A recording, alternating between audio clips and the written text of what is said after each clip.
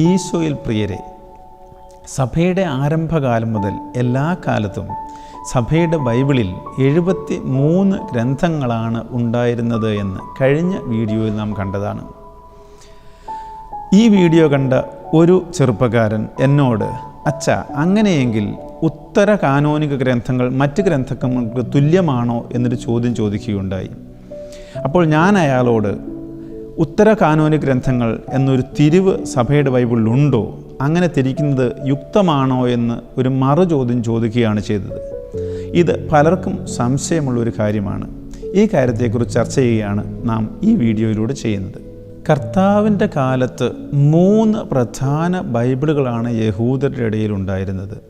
ഒന്ന് അവരുടെ പൂർവികരുടെ ഭാഷയായ ഹീബ്രുവിൽ എഴുതപ്പെട്ട ഹെബ്രായ ബൈബിൾ. എന്നാൽ കർത്താവിൻ്റെ കാലത്ത് ആരും ഹീബ്രു സംസാരിച്ചിരുന്നില്ല. അക്കാലത്ത് അവർ സംസാരിച്ചിരുന്ന അറമായിക്കാണ് ബാബിലോണിയൻ പ്രവാസത്തിന് ശേഷം. അതുകൊണ്ട് ആ ജനത്തിന് വേണ്ടി അറമായ ഭാഷയിലേക്ക് ബൈബിൾ തർജ്ജമ ചെയ്തിരുന്നു. ഇതാണ് തർഗൂമുകൾ. 3-ാമത്തെ ബൈബിള് സപ്തതിയാണ്. അതിനെക്കുറിച്ച് മനസ്സിലാക്കാൻ കുറച്ച് ചരിത്രം അറിയണം.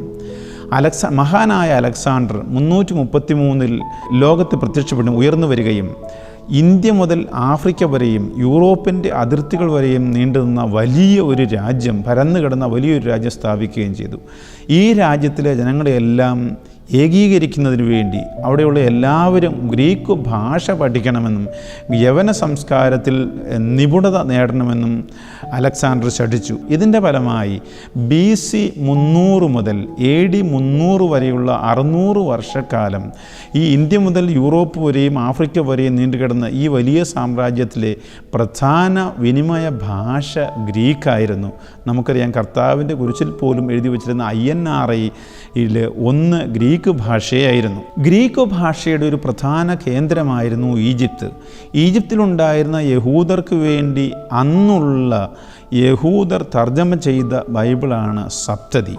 ഈ ബൈബിളിനകത്ത് 50-ലധികം ഗ്രന്ഥങ്ങളുണ്ടായിരുന്നു. കാരണം അന്ന് കാനൻ നിർവചിക്കപ്പെട്ടിരുന്നില്ല. അതുകൊണ്ട് ആ ജനത്തിന് വലിയ നല്ല ദൈവികമായ സന്ദേശം നൽകാനുള്ള പുതിയ ഗ്രന്ഥങ്ങളും അവയോട് ചേർക്കപ്പെട്ടിരുന്നു. ഇനി കർത്താവിൻ്റെ കാലത്തേക്ക് നമ്മൾ കടന്നു വരുമ്പോൾ അന്ന് യഹൂദ മതത്തിൽ വ്യത്യസ്തങ്ങളായ ഗ്രൂപ്പുകൾ ഉണ്ടായിരുന്നു. സദുക്കയർ, ഫരിസേയർ, ഹെറോദസ് പക്ഷക്കാർ, തീവ്രവാദികൾ, അനേക ഗ്രൂപ്പുകൾ ഉണ്ടായിരുന്നു, നമുക്കറിയാം.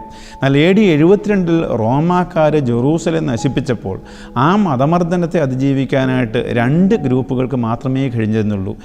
വളരെ ഭക്തരായ യഹൂദരായിരുന്നു ഫരിസേയർ. ഇതായിരുന്നു ഒരു ഗ്രൂപ്പ്. അതുപോലെ തന്നെ ഭക്തരായ ഒരു വിഭാഗമായിരുന്നു യഹൂദരിൽ തന്നെ കർത്താവിനെ, യേശുവിനെ അനുഗമിച്ച മിനിംസ് എന്ന് പറയുന്ന ഗ്രൂപ്പ്. ഈ 2 ഗ്രൂപ്പുകളും മാത്രമേ ഈ മതമർദ്ദനത്തെ അതിജീവിച്ചുള്ളൂ. ഫരിസേയരും ക്രിസ്തു ശിഷ്യരായിരുന്ന യഹൂദരാണ് മിനിംസ് എന്ന് പറയുന്നത്. അവരും തീഷ്ണമതികളായിരുന്നത് കൊണ്ട് 2 വിഭാഗവും മിഷൻ പ്രവർത്തനങ്ങളിൽ ഏർപ്പെട്ടിരുന്നു.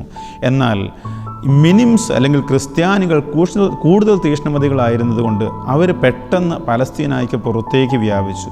പുറത്തേക്ക് വളരെ പെട്ടെന്ന് വ്യാപിച്ചു കഴിഞ്ഞപ്പോൾ സ്വാഭാവികമായിട്ടും ഹെബ്രായ ഭാഷയിലുള്ള ബൈബിൾ അവർക്ക് ഉപയോഗിക്കാൻ പറ്റാതെയായി. അപ്പോൾ അവർ സ്വാഭാവികമായും സ്വീകരിക്കാമായിരുന്ന സപ്തതിന്ത, അന്ന് അവിടെയുള്ളവർക്കെല്ലാം ഈ ഭാഷ ഗ്രീക്ക് അറിയാവുന്നതാണ്, സപ്തതി അവരുടെ ബൈബിളായിട്ട് സ്വീകരിച്ചു. ഫരിസേയരും യഹൂദ ക്രിസ്ത്യാനികളായ, അതായത് മിനിംസ് എന്ന് പറയുന്ന യഹൂദ ക്രിസ്ത്യാനികളും ഈ 2 വിഭാഗവും തങ്ങളാണ് യഥാർത്ഥ യഹൂദർ എന്ന് ചിന്തിക്കുകയും പറയുകയും ചെയ്തിരുന്നു. ഫരിസേയർ പറഞ്ഞിരുന്നത്, ഈ വലിയ മതമർദ്ദനമെല്ലാം ഉണ്ടായിട്ടും ഞങ്ങൾ മോശയുടെ നിയമം പാലിക്കുകയും അത് കാത്തുസൂക്ഷിക്കുകയും ചെയ്തുകൊണ്ട് ഞങ്ങളാണ് യഥാർത്ഥ യഹൂദർ എന്ന് അവർ പറഞ്ഞിരുന്നു. അതേ അവസരത്തിൽ അബ്രാഹത്തെ ദൈവം വിളിച്ചതും രക്ഷാകര പദ്ധതി നടപ്പാക്കിയതും തൻ്റെ പുത്രനെ ലോകത്തിലേക്ക് രക്ഷകനായിട്ട് കൊണ്ടുവരാനാണ്. ആ രക്ഷകനെ സ്വീകരിച്ച് ഞങ്ങളാണ് യഥാർത്ഥ ക്രിസ്ത്യാനികളെന്ന് യഹൂദ ക്രിസ്ത്യാനികളും പറയുകയും പ്രചരിപ്പിക്കുകയും ചെയ്തിരുന്നു. ഈ 2 വിഭാഗവും വ്യത്യസ്തമായ ഭാഷയിലുള്ള ബൈബിളുകളാണ് വായിച്ചിരുന്നതെന്ന് മാത്രമല്ല, അവർ വായിക്കുന്നതിലും വ്യത്യാസമുണ്ടായിരുന്നു. ഫരിസേയർ നിയമത്തിന് പരമപ്രാധാന്യം നൽകിക്കൊണ്ടാണ് വായിച്ചിരുന്നത്. അതേസമയത്ത് യഹൂദ ക്രിസ്ത്യാനികൾ വായിച്ചിരുന്നപ്പോൾ പൂർത്തീകരിക്കപ്പെട്ട രക്ഷാകര പദ്ധതിയുടെ പശ്ചാത്തലത്തിലാണ് അവർ വചനം വായിച്ചിരുന്നത്. അതുകൊണ്ട് തന്നെ ചില വ്യത്യാസങ്ങളും ബൈബിൾ വരാനായിട്ട് ഇടവന്നു.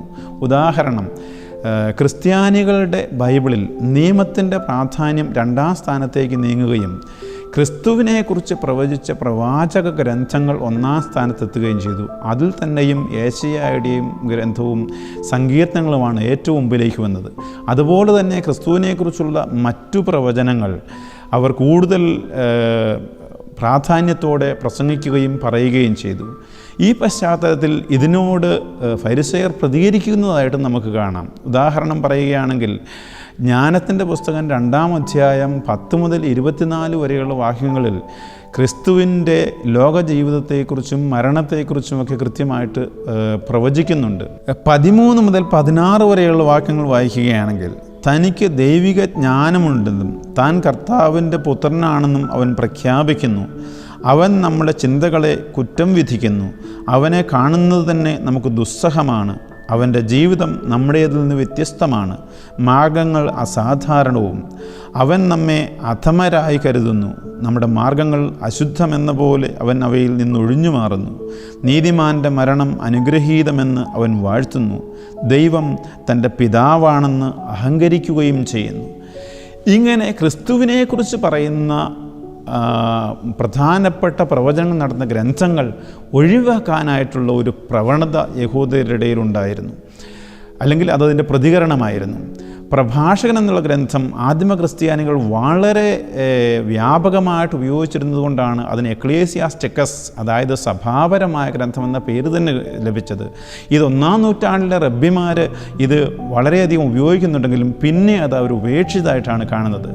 മക്കബായക്കാരുടെ ഗ്രന്ഥം യഹൂദരുടെ സ്വാതന്ത്ര്യ സമര ചരിത്രമാണ്, അവരുടെ രക്തസാക്ഷികളുടെ ചരിത്രം. എന്നാൽ യഹൂദ ക്രിസ്ത്യാനികൾ അവരുടെ മതമർദ്ദന പശ്ചാത്തലത്തിൽ ഈ അമ്മയുടെയും 7 മക്കളുടെയും രക്തസാക്ഷിത്വം, ശിമിയോൻ്റെ രക്തസാക്ഷിത്വമൊക്കെ അവരുടേതായിട്ട് വ്യാഖ്യാനിക്കുകയും പറയുകയും ചെയ്തു വന്നപ്പോൾ ആ ഗ്രന്ഥങ്ങളും ഇതുപോലെ ക്രിസ്തുവിനെക്കുറിച്ച് പറയുന്ന എല്ലാ ഗ്രന്ഥങ്ങളും ഒഴിവാക്കുന്നതിനുള്ള ഒരു ചിന്താഗതിയാണ് ഫരിസേയരുടെ ഇടയിൽ കടന്നു വന്നത്. ഇക്കാലഘട്ടത്തിൽ മറ്റൊരു പ്രധാന കാര്യം കൂടി സംഭവിച്ചിരുന്നു. നിരന്തരമായി ഗ്രീക്ക് ബൈബിൾ സപ്തതി അത് വായിക്കുകയും പ്രസംഗിക്കുകയും ചെയ്തിരുന്ന ക്രിസ്ത്യാനികളുടെ ഇടയിൽ ഗ്രീക്ക് അവരുടെ വിശുദ്ധ ഭാഷയാണെന്നുള്ള ധാരണ പരന്നു. അതുകൊണ്ട് തന്നെ ഗ്രീക്കിലാണ് പുതിയ നിയമത്തിലെ എല്ലാ ഗ്രന്ഥങ്ങളും എഴുതപ്പെട്ടത്. പുതിയ നിയമത്തിലെ 300-ൽ 200-ലധികം ഉദ്ധരണികൾ സപ്തതിയിൽ നിന്നുള്ളതാണ്. നമുക്കറിയാം, യഹൂദ ക്രിസ്ത്യാനികൾക്ക് വേണ്ടി എഴുതപ്പെട്ട, അല്ലെങ്കിൽ യഹൂദർക്ക് വേണ്ടി എഴുതപ്പെട്ട മത്തായിയുടെ സുവിശേഷം എഴുതപ്പെട്ടതും ഗ്രീക്കിലാണ്. യഹൂദർക്ക് വേണ്ടി എഴുതപ്പെട്ട യാക്കോബിൻ്റെ ലേഖനം എഴുതപ്പെട്ടതും ഗ്രീക്കിലാണ്. ഇനി റോമിൽ എഴുതപ്പെട്ട, ഗ്രീക്കിന് സ്വാധീനം കുറഞ്ഞ റോമിൽ എഴുതപ്പെട്ട മാർക്കോസിൻ്റെ സുവിശേഷവും ഗ്രീക്കിൽ തന്നെയാണ് എഴുതപ്പെട്ടത്. അതായത് എല്ലാ ഗ്രന്ഥങ്ങളും പുതിയ നിയമത്തിൽ ഗ്രീക്കിലാണ് എഴുതപ്പെട്ടത്. ഇങ്ങനെ വിഭാഗീയത രൂക്ഷമായപ്പോൾ ഫരിസേയർ ക്രിസ്തു ശിഷ്യരായ യഹൂദരെയും അല്ലെങ്കിൽ ക്രിസ്ത്യാനികളെയും അവരുപയോഗിച്ചുകൊണ്ടിരുന്ന സപ്തതിയെയും അവരുടെ മതത്തിൽ നിന്ന് പുറത്താക്കുകയാണ് ഉണ്ടായത്. ഇതിനോട് ചേർന്ന് വലിയ വാക്പോരും അന്ന് നടന്നതായിട്ടാണ് ചരിത്രം സാക്ഷിക്കുന്നത്. ഉദാഹരണമായിട്ട് റബ്ബി നാഹൂം പറഞ്ഞു, പാപികളുടെ കയ്യിൽ ഏൽപ്പിക്കപ്പെട്ട തോറ കത്തിച്ചു കളയണമെന്നാണ്. റബ്ബി യഹൂദ 150 AD പറയുന്നത് സപ്തതി തർജ്ജമ ചെയ്യാനായിട്ട് അനുവാദം കൊടുത്തിരുന്നത് പഞ്ചഗ്രന്ഥത്തിന് മാത്രമാണ് എന്നാണ്.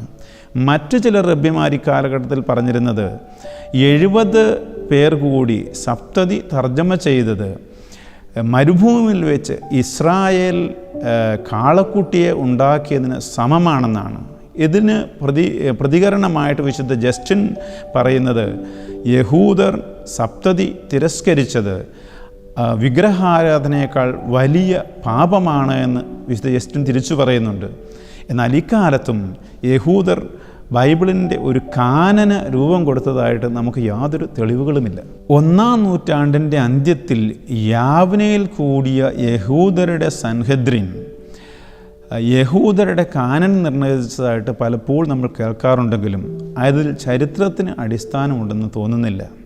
ഉദാഹരണം, യഹൂദ ചരിത്രകാരനായ ജോസേഫസ് 1-ാം നൂറ്റാണ്ടിൻ്റെ അന്ത്യത്തിൽ ആപ്യനെതിരെ എന്ന ഗ്രന്ഥത്തിൽ എഴുതുമ്പോൾ അദ്ദേഹം അതിൻ്റെ 1:37 എഴുതുന്നത് ഇങ്ങനെയാണ്: യഹൂദർക്ക് വിശുദ്ധമായ 22 ഗ്രന്ഥങ്ങളാണുള്ളത്.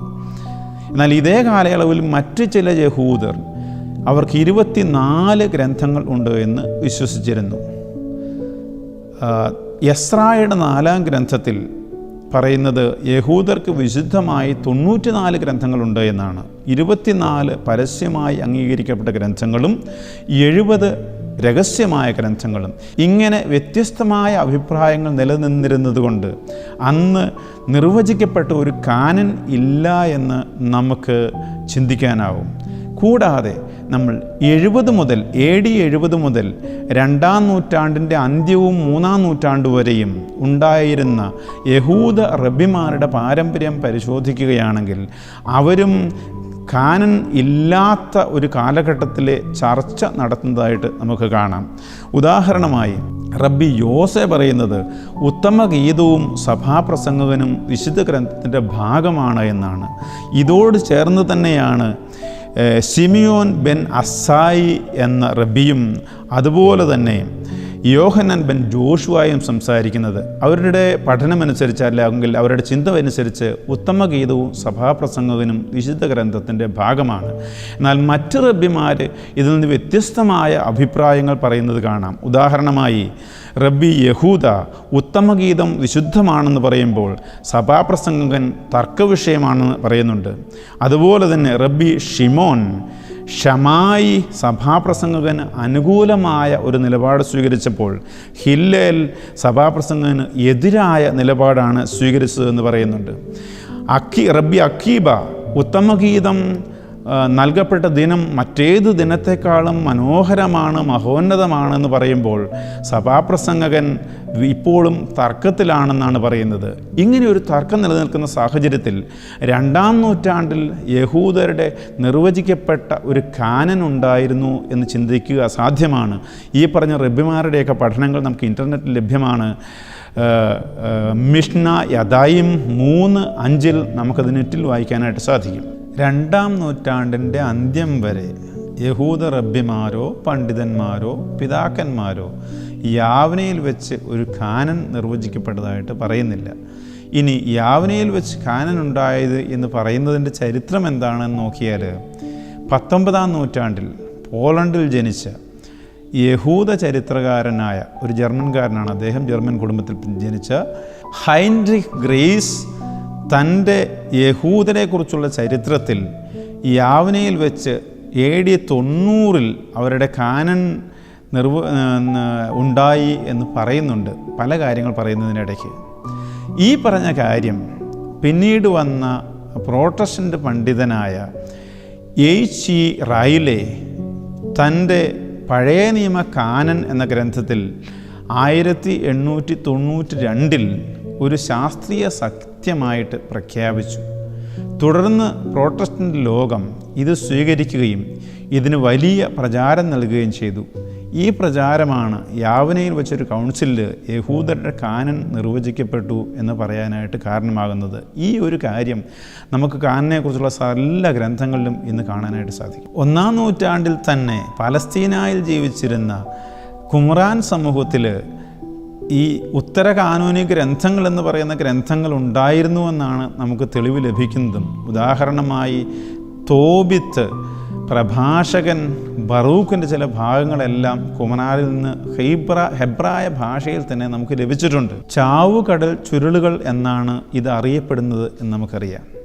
വാസ്തവത്തിൽ 7-ാം നൂറ്റാണ്ട് മുതൽ 10-ാം നൂറ്റാണ്ട് വരെ ഹെബ്രായ ബൈബിളിനെ എടുത്ത് അതിന് സ്വരങ്ങളും സ്വരബലങ്ങളും നൽകിയ മസോറിറ്റീസ് വരുന്നതുവരെ 39 ഗ്രന്ഥങ്ങളുള്ള ഒരു കാനൻ യഹൂദരുടെ ഇടയിൽ ഉണ്ടായിരുന്നു എന്ന് ചിന്തിക്കാൻ ചരിത്രപരമായിട്ട് ബുദ്ധിമുട്ടാണ്. ചുരുക്കത്തിൽ കത്തോലിക്ക സഭ പഴയ നിയമത്തിൽ 46 പുതിയ നിയമത്തിൽ 27 ഗ്രന്ഥങ്ങൾ അടങ്ങിയ ബൈബിളിൻ്റെ കാനൻ നിശ്ചയിച്ചതിന് 200-300 വർഷങ്ങൾക്ക് ശേഷമാണ് യഹൂദർ തന്നെയും അവരുടെ ബൈബിളിൻ്റെ കാനൻ നിശ്ചയിക്കാനായിട്ട് ഇടവന്നത്. ഇത്രയും സമയം എന്നെ ശ്രവിച്ചുകൊണ്ടിരുന്ന നിങ്ങൾക്ക് ഒരു കാര്യം വ്യക്തമായിട്ടുണ്ടാകും. കത്തോലിക്ക സഭ ഒരിക്കലും അതിൻ്റെ ബൈബിളിൽ ഉത്തര കാനോനിക ഗ്രന്ഥങ്ങൾ എന്ന ഒരു വേർതിരിവ് നടത്തിയിട്ടില്ല.